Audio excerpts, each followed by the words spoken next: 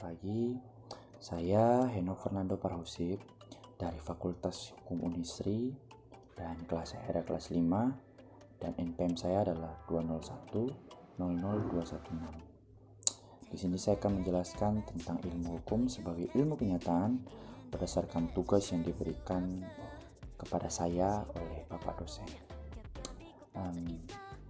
Ilmu hukum sebagai ilmu kenyataan karena hukum akan dilihat dari segi penerapannya yang diwujudkan dalam bentuk tingkah laku atau sikap tindak.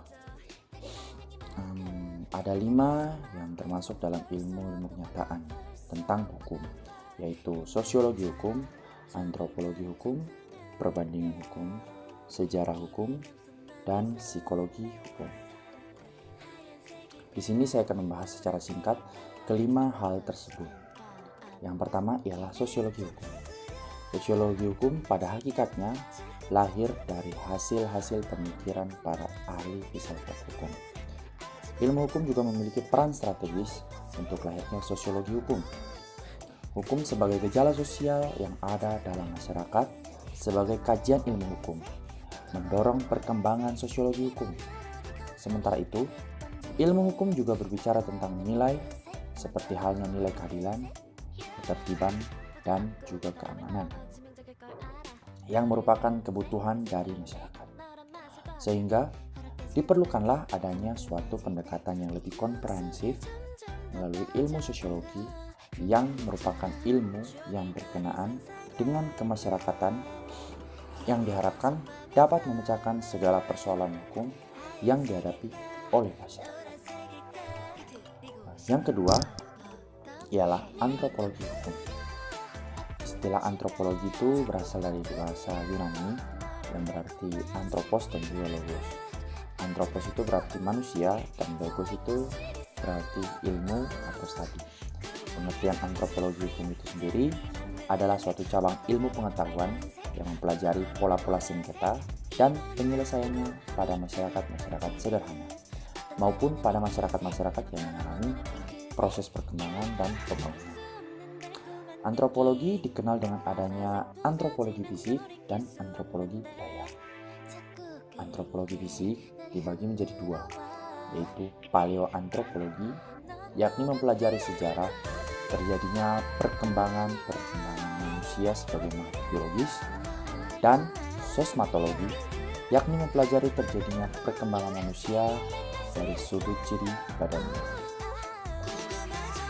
Bagi seorang antropolog yang mempelajari hukum, sangat penting adalah mengadakan analisis dan konstruksi terhadap perilakuan yang bertujuan untuk memelihara nilai-nilai yang berlaku.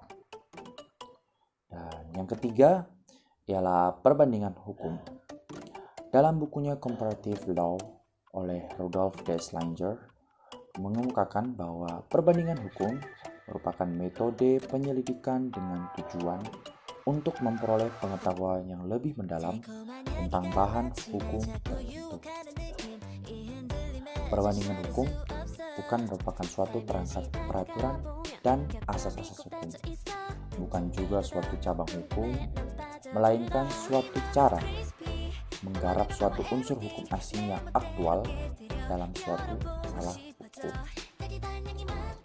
Tujuan untuk mempelajari perbandingan hukum adalah dapat dibedakan berdasarkan asal, usul, dan juga perkembangannya. Manfaat dari mempelajari perbandingan hukum ini adalah yang pertama itu untuk unifikasi hukum, untuk harmonisasi hukum, untuk mencegah adanya Calvinism hukum nasional dan menempuh kerjasama internasional, memahami hukum asing, serta pembaharuan hukum nasional. Yang keempat ialah sejarah. Sejarah hukum adalah suatu bidang studi hukum yang mempelajari perkembangan dan asal-usul sistem hukum dalam suatu masyarakat tertentu dan juga membandingkan dengan hukum yang berbeda karena dibatasi oleh waktu. Yang ditekankan dalam studi hukum atau studi sejarah hukum adalah hukum suatu bangsa merupakan ekspresi jiwa dari bangsa yang bersangkutan dan oleh karena itu senantiasa selalu berbeda dengan yang lain. Yang kelima ialah psikologi hukum. Psikologi apabila ditinjau dari ilmu bahasa berasal dari kata psycho dan juga logos. Psycho itu disering diartikan jiwa dan logos itu ilmu. Dengan demikian, psikologi itu berarti ilmu pengetahuan tentang jiwa. Psikologi adalah ilmu pengetahuan tentang perilaku manusia, maka dengan kaitannya dengan studi hukum, ia akan melihat hukum sebagai salah satu pencerminan manusia. Di dalam masyarakat modern, perilaku manusia ini merupakan suatu yang sangat-sangat menonjol pada hukum, yang akan menggunakan hukum sebagai alat tujuan-tujuan yang dikehendaki. Karenanya, dimaksud dengan psikologi hukum adalah suatu cabang pengetahuan yang mempelajari hukum sebagai perwujudan dari perkembangan jiwa manusia. Itulah penjelasan singkat yang telah saya jelaskan ilmu hukum sebagai ilmu kenyataan. Semoga apa yang saya jelaskan mampu dimengerti dan juga mampu dipahami oleh semua. Terima kasih. Kalau kalian suka dengan video ini, mohon di-share dan juga di-like. Terima kasih. Sampai jumpa di lain waktu. Bye.